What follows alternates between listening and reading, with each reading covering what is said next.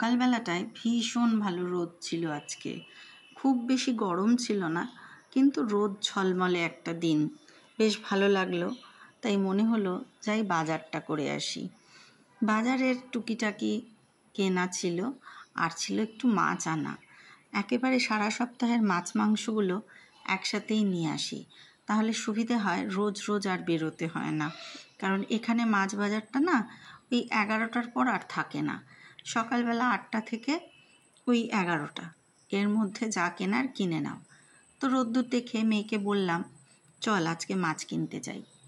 মেয়ে খুব একটা যায় না আমার সাথে বাজারে, মানে এই কাঁচা বাজারে সকালবেলা। তো আজকে মেয়ে বলল, হ্যাঁ আমি যাব, কারণ আমার ইচ্ছে করছে আজকে অনেক দিন পর একটু বাজার দোকান করে আসতে।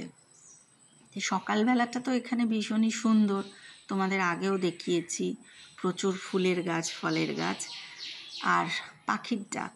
এটা তো একটা মিষ্টি সকালের যে কোনো মানুষের কাছেই ভীষণ ভালো একটা সূচনা। তো সেসব দেখতে দেখতে আর মেয়ের সাথে লিস্ট বানাতে বানাতে কী কী কিনবো চলে গেছিলাম মাছ বাজারে। মাছ বাজার থেকে মাছ মাংস কিনে, টুকিটাকি আরও যা লাগবে সব কিনে বাড়ি ফিরলাম খুব গল্প করতে করতে। তারপরে বাড়ি ফিরে যা হয়, একটু রেস্ট নিয়ে একটু চাটা খেয়ে শুরু করে দিলাম কাজ। প্রথম কাজ হলো মাছ মাংসগুলোকে ভালো করে ধুয়ে সেগুলোকে আবার কৌটোয় কৌটোয় ভরে ফ্রিজে তুলে রাখা। কোন দিন কোনটা খাবো সেটা বের করে আবার একটু বরফটা গলিয়ে রান্না করা। রোজ রোজের বাজার যাওয়ার ঝামেলা থেকে মুক্তি। আমার কর্তা খুব মাছ খেতে ভালোবাসে, তাই মাছের আয়োজনটাই বেশি। আর এবারে শুরু করে দিয়েছি সকালবেলার রান্নাবাড়ি। সকালবেলার রান্নাবাড়ি বলতে একটু চাউমিন খাবো ঠিক করেছিলাম, ঘরোয়া চাউমিন যেরকম সবাই বাড়িতে বানায়।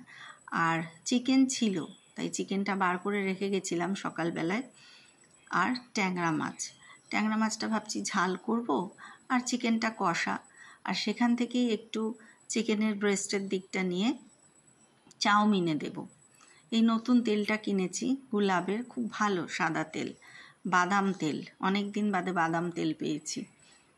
তো চিকেনগুলো কাটিং করছিলাম আর ভাবছিলাম তাহলে কি আজকে বিকেলে একটুখানি সোনাঝুরি যাওয়া যায়, কারণ বেশ রোদ্দুর আছে, বৃষ্টি টিষ্টি নেই এদিকে। কলকাতায় শুনছি বৃষ্টি হচ্ছে, মা বলছিল কালকে, কিন্তু এখানে বৃষ্টির কোনো ব্যাপার নেই।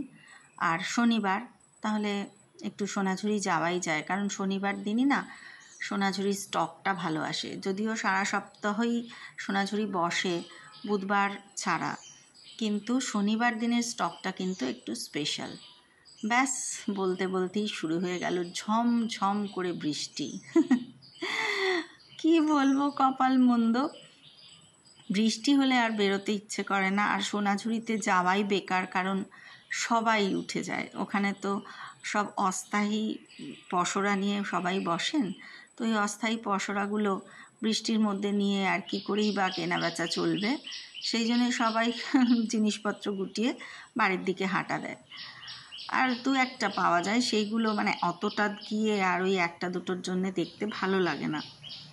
সেই জন্যে হয়তো যাওয়া আর হবে না, জানি না বিকেলেও এটা কন্টিনিউ হবে কিনা বৃষ্টিটা। কিন্তু এখন তো বেশ ঝমঝম করে বৃষ্টি পড়ছে। আর এই শান্তিনিকেতনে থাকলে যেটা হয়, এই যে পরিবেশ, প্রকৃতি, এদের মাঝে থাকা, মানে রান্নাবাড়ি করছি, ঘরের কাজ করছি, বা দৈনন্দিন যা আমাদের দরকারি কাজ সবই করছি, কিন্তু এই যে প্রকৃতির মাঝে থাকাটা, এটা একটা অনবদ্য ব্যাপার, অনবদ্য ভালো লাগা। কবিগুরুর গান তো সবাই করি মোটামুটি।